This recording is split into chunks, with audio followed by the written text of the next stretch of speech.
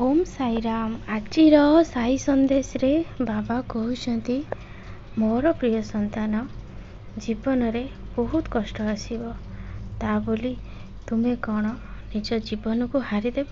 संतान तुम्हें जितेबले मनीष जन्म नहीं सेतेबले सुख भी आसीबो दुख भी आसीबो। तुमको से दुईटी जिनिस को धैर्यर सहित सामना करने को पड़ो।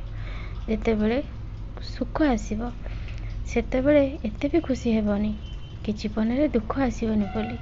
सबु बेले सुखरे आउ दुखरे दुईटी जिनिस रे हस खुशी रहिबा को चेष्टा कर। दुख आसिले केबे भी कांदीबनी कि सुखरे थिला बेले केबे एते हसीबनी। सबु बेले समान भाव रे रुह आउ सबु बेले श्रद्धा सबुरी ए दुईटी जिनिस को मन भितर रख। सबु बेले ईश्वर को स्मरण कर। सबु बेले भल चिंता कर। केबे भी गोटे कार्य हबनी सबु बेले मन को छोट करबनी। सबु बेले मन रे भरोसा आउ विश्वास रख।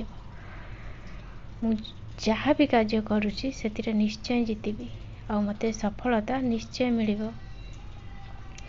भगवान मो सांगरे अछंती।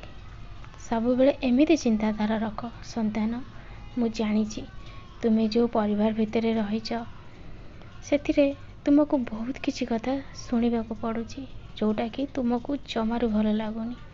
संतान मु कहूची तुम्हें जेतेबेले से कटु कथा शुणुछ सेतेबेले तुम्हें मते स्मरण कर। तुमको जमा भी क्रोध आसीबनी कि राग भी आसीबनी।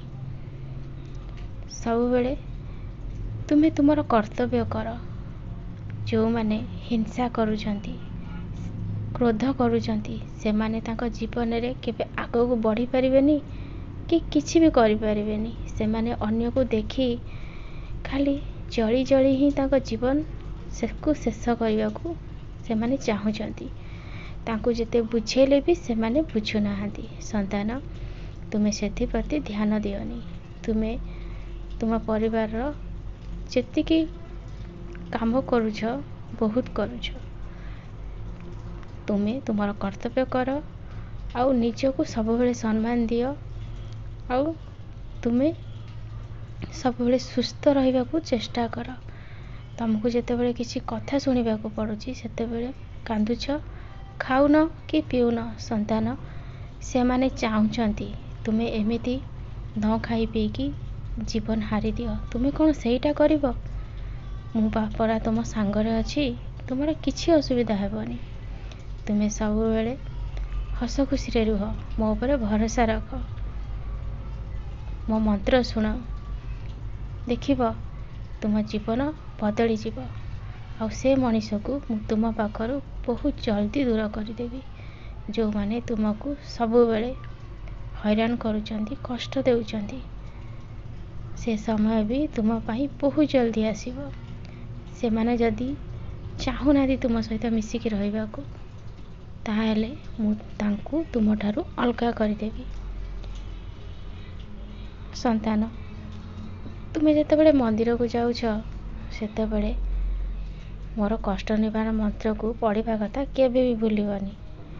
यदि तुमर देह असुस्थ हो पड़ुची ताहेले मो उदी को तुम्हें हाथ रे धर आ मोर कष्ट निवारण मंत्र पाठ कर और तापरे से उदी को खाई दियो। देखिब तुमर देह यदि खराब थिबो बहुत जल्दी भल हो जिवो। मो आशीर्वाद सब बेले मो संतान मानक ऊपर अछि। तुम्हें सब बेले सुख और आनंद रे रुह।